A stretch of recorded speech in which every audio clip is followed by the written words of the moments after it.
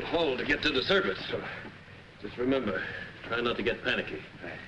Well, you better go first. Give the girls somebody to follow. Right.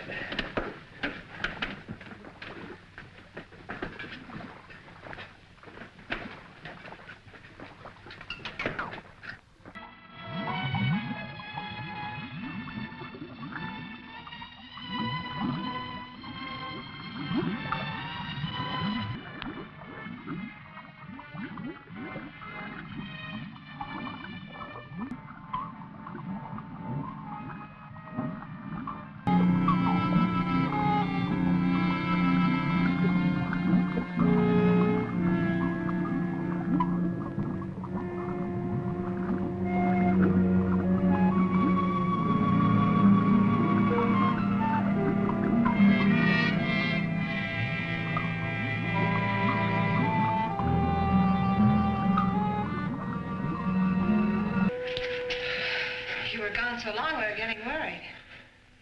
Our lives were reprieved today, Laurie. I don't think we should get scared now. I found the answer to one thing. These rocks are loaded with phosphorus.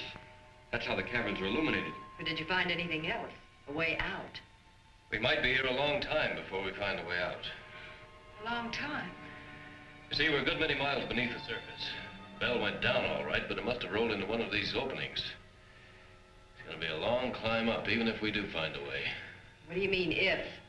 We'll have to find a way. Well, it'll be treacherous going, but we'll find a way out in time. First thing to do is to keep our heads and put something in our stomachs.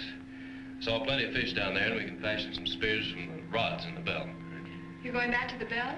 Well, I don't think we'd get very far without our shoes and a few other things. Look, as long as I'm going to be a caveman, I want to be a comfortable one. Come on, let's go. Yeah.